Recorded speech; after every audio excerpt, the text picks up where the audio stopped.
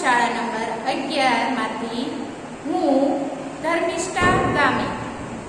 આજે આપણે ભણવાના છીએ ધોરણ 10 નો ગદ્ય 17મો ગદ્ય ટીપી, જેનો સાહિત્ય પ્રકાર છે લઘુકથા।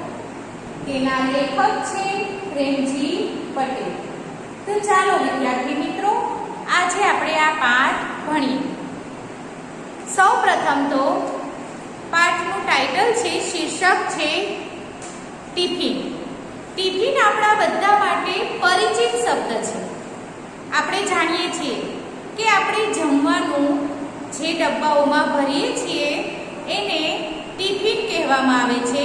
ટિફિન આપણે એક જગ્યાએથી બીજી જગ્યાએ લઈ જઈએ છીએ, જેમાં જમવાનું ભરીને। લેખકે આ પાઠને ટિફિન નામ કેમ આપ્યું, આવું શીર્ષક કેમ આપ્યું, એની વિગત આપણે પાઠમાં જોઈશું। પાઠના લેખક છે પ્રેમજી પટેલ। તો સૌપ્રથમ આપણે લેખકનો પરિચય મેળવીશું। લેખકનું પૂરું નામ છે પ્રેમજી સોમાભાઈ પટેલ। તેમનો જન્મ સાબરકાંઠા જિલ્લાનો તાલોદ તાલુકાના જે ખેરોલ ગામ છે એમનો જન્મ ત્યાં થયો છે। તેઓ કોલેજમાં અધ્યાપક તરીકે કાર્યરત છે। 53મી બારી, અમૃત વર્ષ, સ્પર્શમણી, અવે, કીડી કથા તેમના લઘુ કથા સંગ્રહો છે। 14 લોકજણસ, અમીલોક એમનું સંપાદિત સાહિત્ય છે। મંકોડાની મુસાફરી, નવતર બાળ વાર્તાઓ તેમનું બાળ સાહિત્ય પણ છે। એટલે કે એમણે લઘુ કથાઓ ઉપરાંત બાળકો માટેનું બાળ સાહિત્યનું સર્જન પણ કરેલું છે। ગુજરાતી જીવન કથાઓ, વિવેચન તરફ, ગુજરાતી આત્મકથાઓમાં તેમણે વિવેચન ગ્રંથો પણ કરેલા છે। એટલે કે લેખકનું સાહિત્ય ભરપૂર પ્રમાણમાં છે અને એમાંય તે ખાસ કરીને તેમણે લઘુકથા ઉપર ખાસ ભાર મૂકેલો છે। તેમણે તો સૌપ્રથમ આપણે એ જાણીએ કે લઘુકથા એટલે શું। આપણે સંસ્કૃતમાં હિતોપદેશ, જાતક કથાઓ આવતી હતી, બરાબર? તો એમાંથી સંસ્કૃતમાંથી જ પ્રેરણા લઈને લઘુકથાનું સ્વરૂપ ઘડવામાં આવ્યું છે। આપણે જાણીએ છીએ કે નવલકથાનું સ્વરૂપ લાંબુ હોય છે, એના કરતાં નવલિકાનું સ્વરૂપ થોડુંક નાનું હોય છે, પણ નવલિકા કરતાં પણ લઘુકથાનું સ્વરૂપ કેવું હોય છે, એકદમ નાનું જ હોય છે। લઘુનો અર્થ થાય નાનો, કથા એટલે કે નાનકડી કથા, બરાબર? તો આ નાનકડી કથામાં ડહાપણની, સંસ્કારની વાતો કરવામાં આવેલી હોય છે। આપણે જાણીએ છીએ કે અત્યારની જે પેઢી છે એની પાસે સમય નથી, એમનું જીવન ભાગદોડ ભર્યું થઈ ગયેલું છે અને આવા ભાગદોડ ભર્યા સમયમાં લાંબી નવલકથા વાંચવાનો અને એમાંથી પ્રેરણા મેળવવાનો સમય અત્યારની પેઢી પાસે નથી અને એટલા માટે લેખકો અત્યારની પેઢીને નવું જ્ઞાન મળે, સંસ્કાર સિંચન થાય અને એટલા માટે ડહાપણભરી વાતો મેળવે અને એટલા માટે આવી લઘુકથાનું સ્વરૂપ બનાવે છે, જેથી ઓછા સમયમાં એમને આ બધા ગુણો મળી શકે। તો આ લઘુકથા છે, તો લઘુકથામાં શું કહે છે આપણે જોઈએ। નાના અને સાદા વાક્યોથી અમથી માની પશુ પ્રેમ અને પરોપકારની વૃત્તિનું ઉત્તમ આલેખન કરેલું છે। આ જે લઘુકથા છે એમાં પશુ પ્રેમ બતાવવામાં આવેલો છે અને પરોપકાર એટલે કે બીજાના ઉપર કરવામાં આવેલો ઉપકાર, પર વત્તા ઉપકાર, બરાબર? એને શું કહેવાય છે? પરોપકાર। તો આ જે પાઠ છે એમાં પશુ પ્રેમ બતાવવામાં આવ્યો છે। આપણે જાણીએ છીએ કે દરેકને કંઈક ને કંઈક પશુ પંખી પસંદ હોય છે। આપણે આપણા ઘરે કોઈ પંખી પાળે છે, કોઈ પોપટ પાળે છે, કોઈ સસલું પાળે છે, કોઈ કૂતરાઓ પાળે છે। તો અહીંયા અમથી માએ પણ એવા પશુઓ પાળેલા છે અને એનો પ્રેમ પણ અહીંયા વ્યક્ત થયો છે. જમણવાર પ્રસંગે પ્રોઢા માટે ટિફિન આવવાનું છે. પ્રસંગ કયો છે? જમણવારનો છે. અને જમણવારના પ્રસંગમાં આ વૃદ્ધ બા માટે ટિફિન આપવાનું હોય છે. છતાં અમથીમાં રોટલા ઘડતા દેખાય છે. ટિફિન આપવા આવે છે અને ત્યારે અમથીમાં શું? તો સૌ પ્રથમ આપણે એ જાણીએ કે લઘુકથા એટલે શું. આપણે સંસ્કૃતમાં હિતોપદેશ, જાતક કથાઓ આવતી હતી, બરાબર? તો એમાંથી જ સંસ્કૃતમાંથી જ પ્રેરણા લઈને લઘુકથાનું સ્વરૂપ ઘડવામાં આવ્યું છે. આપણે જાણીએ છીએ કે નવલકથાનું સ્વરૂપ લાંબુ હોય છે, એના કરતાં નવલિકાનું સ્વરૂપ થોડુંક નાનું હોય છે. પણ નવલિકા કરતાં પણ લઘુકથાનું સ્વરૂપ કેવું હોય છે? એકદમ નાનું જ હોય છે. લઘુનો અર્થ થાય નાનો, કથા એટલે કે નાનકડી કથા, બરાબર? તો આ નાનકડી કથામાં ડહાપણની, સંસ્કારની વાતો કરવામાં આવેલી હોય છે. આપણે જાણીએ છીએ કે અત્યારની જે પેઢી છે એની પાસે સમય નથી, એમનું જીવન ભાગદોડ ભર્યું થઈ ગયેલું છે. અને આવા ભાગદોડ ભર્યા સમયમાં લાંબી નવલકથા વાંચવાનો અને એમાંથી પ્રેરણા મેળવવાનો સમય અત્યારની પેઢી પાસે નથી. અને એટલા માટે લેખકો અત્યારની પેઢીને નવું જ્ઞાન મળે, સંસ્કાર સિંચન થાય, અને એટલા માટે ડહાપણભરી વાતો મેળવે, અને એટલા માટે આવી લઘુકથાનું સ્વરૂપ બનાવે છે, જેથી ઓછા સમયમાં એમને આ બધા ગુણો મળી શકે. તો આ લઘુકથા છે.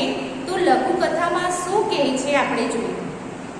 નાના અને સાદા વાક્યોથી અમથીમાની પશુ પ્રેમ અને પરોપકારની વૃત્તિનું ઉત્તમ આલેખન કરેલું છે. આ જે લઘુકથા છે એમાં પશુ પ્રેમ બતાવવામાં આવેલો છે અને પરોપકાર એટલે કે બીજાના ઉપર કરવામાં આવેલો ઉપકાર, પર વત્તા ઉપકાર, બરાબર? એને શું કહેવાય છે? પરોપકાર. તો આ જે પાઠ છે એમાં પશુ પ્રેમ બતાવવામાં આવ્યો છે. આપણે જાણીએ છીએ કે દરેકને કંઈક ને કંઈક પશુ પંખી પસંદ હોય છે. આપણે આપણા ઘરે કોઈ પંખી પાળે છે, કોઈ પોપટ પાળે છે, કોઈ સસલું પાળે છે, કોઈ કૂતરાઓ પાળે છે. તો અહીંયા અમથીમાએ પણ એવા પશુઓ પાળેલા છે અને એનો પ્રેમ પણ અહીંયા વ્યક્ત થયો છે.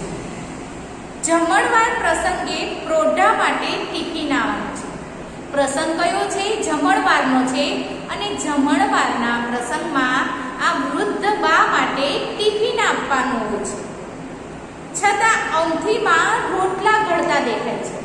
ટિફિન આપવા આવે છે અને ત્યારે અમથીમાં શું? અને એનો પ્રેમ પણ અહીંયા વ્યક્ત થયો છે. જમણવાર પ્રસંગે પ્રોઢા માટે ટિફિન આવવાનું છે. પ્રસંગ કયો છે? જમણવારનો છે. અને જમણવારના પ્રસંગમાં આ વૃદ્ધ બા માટે ટિફિન આપવાનું હોય છે. છતાં અમથીમાં રોટલા ઘડતા દેખાય છે. ટિફિન આપવા આવે છે અને ત્યારે અમથીમાં શું બનાવતા નજરે પડે છે? રોટલા બનાવતા નજરે પડે છે. તેથી લેખક શું કરે છે? અકળાઈ જાય છે, ગુસ્સે થાય છે અમથીમાં પર. પરંતુ અમથીમાં કંઈક જુદી જ રીતે વિચારે છે.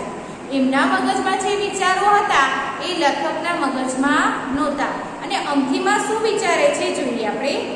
ગાય અને કૂતરી શું ખાશે? એટલે કે અમથીમાએ ગાય અને કૂતરી પાળી છે.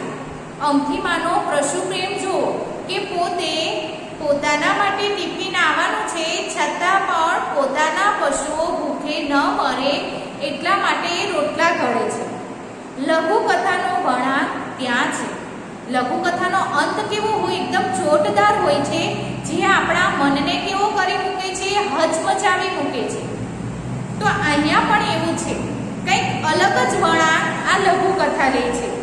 છતે કુટુંબે એકલવાયુ જીવન જીવતા અમથીમા માટે તો આ પશુઓ જ તેમના પોતિકા હતા. આપણે જાણીએ છીએ કે નવી પેઢીની વિચારધારા ધરાવતા લોકો અત્યારે પોતાના ઘરે માતા પિતાને શું કરે છે? વૃદ્ધાશ્રમમાં મૂકી આવે છે. કેમ કે એમની જીવનશૈલી અને અત્યારની નવી પેઢીની જીવનશૈલીને તાલમેલ બેસતો નથી એટલા માટે, અને વૃદ્ધ લોકોને એકલવાયુ જીવન જીવવું પડે છે. તો અહીંયા આ જે લઘુકથા છે એમાં માત્ર અમથીમાનો પશુ પ્રેમ નહીં, પરંતુ અમથીમાની એકલતાને પણ વ્યક્ત કરવામાં આવી છે.